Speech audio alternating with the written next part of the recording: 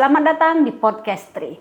Pernahkah suatu pagi kamu menatap cermin dan tanpa sadar menarik nafas panjang?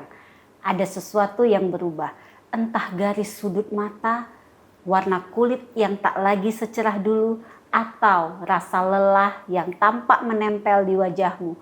Padahal, katakanlah usia baru 25 tahun.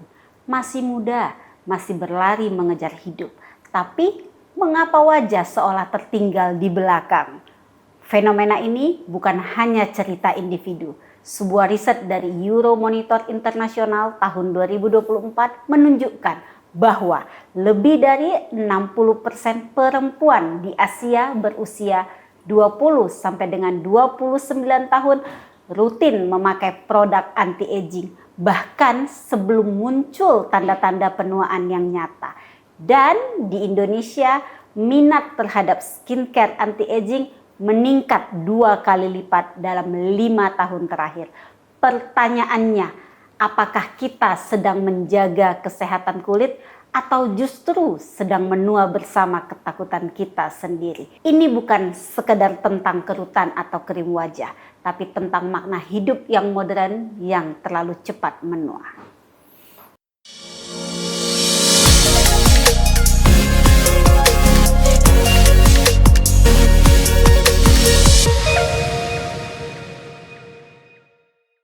Dok, banyak orang berpikir penuaan dini itu sekedar soal tampilan luar, kulit yang keriput, wajah yang kusam, tapi apakah sebenarnya sesederhana itu? Ya, sama sekali tidak sesederhana itu.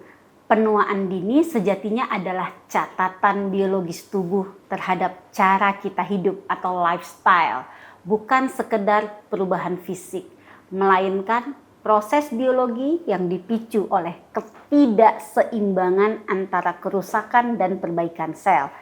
Setiap paparan matahari, setiap malam yang kita lalui tanpa tidur cukup, setiap rokok yang dihisap, semua meninggalkan tanda-tanda pada kulit kita. Dan ketika tanda itu menumpuk sebelum waktunya, kita menyebutnya dengan penuaan dini. Riset dari Harvard Medical School tahun 2023 menunjukkan bahwa 80% tanda penuaan kulit disebabkan oleh faktor eksternal, bukan hanya usia biologis. Artinya, sebagian besar bukan takdir, tapi hasil dari pilihan-pilihan kecil yang kita konsumsi setiap harinya. Jadi, kerutan bukan sekedar tanda usia, tapi mungkin semacam surat dari tubuh bahwa tentang bagaimana kita memperlakukannya. Dan apa faktor yang paling memicu penuaan dini, Dok? Ya, itu tepat sekali. Kulit adalah organ yang paling jujur yang kita miliki. Kulit tidak pernah berbohong, tapi mencatat segalanya seperti stres, kelelahan, kebiasaan, bahkan cara kita mencintai diri sendiri. Kalau di Indonesia, faktor yang paling memicu penuaan dini adalah sinar ultraviolet atau biasa kita nyebutnya dengan UV. Negara kita itu tepat berada di garis khatulistiwa, di bawah garis khatulistiwa.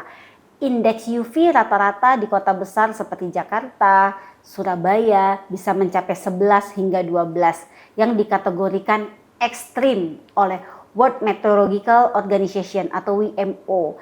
Dalam kondisi seperti ini, kulit tanpa perlindungan bisa mengalami kerusakan hanya dalam 15 menit saja.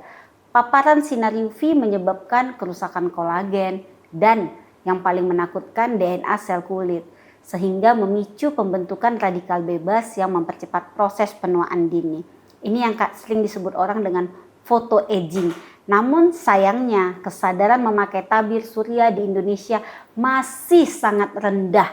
Bahkan ada beberapa survei yang mengatakan bahwa 38% wanita muda yang memakai sunscreen setiap harinya. Artinya ini masih di bawah 50%. Jadi sebenarnya kita hidup di negara yang terlalu terang gitu, tapi mungkin kita tidak sadar sedang terbakar perlahan gitu, Dok. Persis seperti itu. Dan itu baru satu faktor, belum lagi faktor-faktor berikutnya. Ada polusi udara, partikel halus yang berterbangan di udara kota besar sehingga menembus lapisan dermis kulit kita. Sebuah studi dari Journal of Investigative Dermatology tahun 2021 mengatakan atau menunjukkan bahwa polusi meningkatkan aktivitas radikal bebas sebanyak 20 kali lipat. Dan ini mempercepat munculnya bintik-bintik hitam atau keriput. Maka tidak heran jika perempuan di Jakarta cenderung mengalami tanda penuaan yang lebih cepat 3 kali lipat daripada negara-negara lain seperti Jepang dan lain sebagainya. Kita ketahui kenapa saya katakan Jepang, karena kita ketahui sendiri ya, polusi di sana itu lebih rendah daripada Jakarta. Artinya kulit kita bukan hanya sekedar menua karena waktu, tapi diikuti juga dengan lingkungan yang semakin keras. Nah, penuaan dini ini kan ada suatu proses cerita peradaban. Bagaimana urbanisasi, polusi, dan ritme hidup yang cepat perlahan mengikis kesegaran generasi muda tanpa mereka menyadari hal itu. Kita sering mendengar ungkapan "you are what you eat". Tapi seberapa besar pengaruh makanan dan gaya hidup dalam proses penuaan dini? Tentu pengaruh itu sangat besar ya, sangat besar sekali. Bahkan lebih dalam dari yang kita kira. Pola makan tinggi, gula, dan makanan olahan mempercepat proses yang disebut glikasi. Ketika molekul gula menempel pada kolagen dan elastin, dua protein menjaga kulit tetap kencang dan elastis. Akibatnya apa? Kulit menjadi kaku dan kusam, kehilangan kilau alami seperti kain sutra yang dijemur terlalu lama di bawah matahari. Alhasil apa? Jadi keriput. Kemudian ada tanda kurang tidur, diikuti lagi oleh stres kronik dan konsumsi alkohol atau rokok.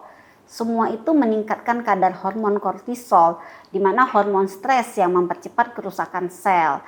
Beberapa penelitian, salah satunya penelitian dari Yale University menunjukkan bahwa orang yang stres berat tampak 3-5 tahun lebih tua secara biologis dibanding usia mereka yang sebenarnya. Artinya banyak dari kita sebenarnya menua bukan karena usia, tapi karena ritme hidup yang tidak memberi ruang untuk bernapas gitu. Ya, tubuh manusia ini kan dirancang untuk pulih ya, untuk sehat. Tapi bagaimana kita memaksanya bekerja tanpa jeda? Kita begadang untuk mengejar produktivitas, meminum kopi agar tetap fokus, menatap layar hingga larut malam dan menganggap itu hal yang normal. Padahal di balik produktivitas itu sel-sel kulit berteriak minta waktu untuk memperbaiki diri atau dengan kata lain untuk mereka agar bisa istirahat. Kalau begitu penuaan dini bukan hanya fenomena biologis tapi juga sosial ya dok. Dan mengapa banyak perempuan muda sekarang begitu takut terlihat menua? Ya, nggak bisa kita pungkiri, kita hidup di era yang sangat visual. Dunia kini seperti panggung tanpa tirai. Semua harus tampil sempurna, perfect setiap hari. Baik itu di media sosial menciptakan semacam distorsi estetik, di mana glowing skin menjadi standar moral baru jika wajahmu kusam seolah kamu gagal menjaga diri. Survei Dove Global Beauty Confidence report 2 tahun yang lalu menyebutkan 70% perempuan muda merasa tertekan untuk tampil awet muda dan lebih dari separuh mengaku membandingkan diri dengan wajah-wajah yang telah difilter di Indonesia ini. Bahkan kita ketahui angka ini bahkan lebih tinggi karena budaya kita menempatkan kecantikan sebagai simbol keberhasilan sosial. Jadi ketakutan terhadap penuaan adalah refleksi dari ketakutan kehilangan nilai di mata publik begitu dok? Ya, inilah paradoks zaman modern. Kita berlari membeli serum anti-aging tapi lupa memberi perawatan batin untuk diri sendiri. Kita ingin terlihat muda tapi lupa bagaimana menjadi sehat, menjadi tenang, bahkan lupa untuk menjadi bahagia. Penuaan dini kadang bukan karena tubuh melemah, tapi karena jiwa yang lelah. Mendahului usia, seharusnya kita paham tentang penuaan. Kita ketahui penuaan ini merupakan proses alami, bukan musuh, tapi bagian dari narasi kehidupan. Yang menjadi masalah adalah ketika penuaan itu datang terlalu cepat karena gaya hidup yang tidak selaras. Karenanya kita perlu kembali Apa itu? Keseimbangan tidur, makan yang gizinya cukup, menjaga pikiran, dan memberi waktu pada kulit untuk kita bernafas. Bayangkan, tubuh ini seperti pohon yang tua di halaman rumah, ya. Pohon yang tumbuh di tanah yang subur, disirami dengan air, dengan cahaya matahari yang cukup, maka pohon ini akan menua dengan indah karena mengikuti proses secara alamiah. Rantingnya mungkin keriput, tapi batangnya kokoh, daunnya hijau. Namun pohon yang hidup di tanah yang kering, terkena asap dan jarang disirami, akan melayu sebelum waktunya meskipun umurnya masih muda. Begitu pula dengan manusia.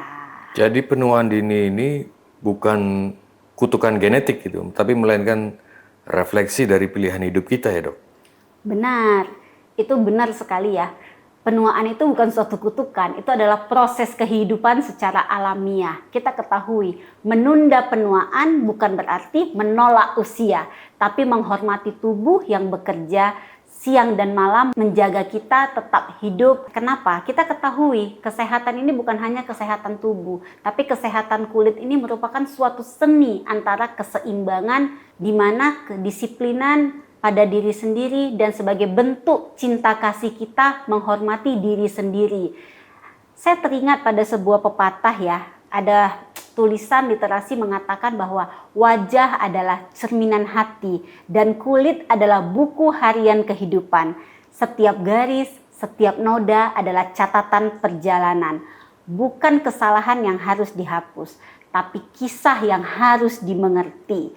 Jadi mungkin sebelum kita menatap cermin dan panik melihat kerutan, sebaiknya kita bertanya bukan bagaimana cara menghapusnya, tapi apa yang sedang tubuhku sedang coba katakan. Sampai jumpa di episode selanjutnya.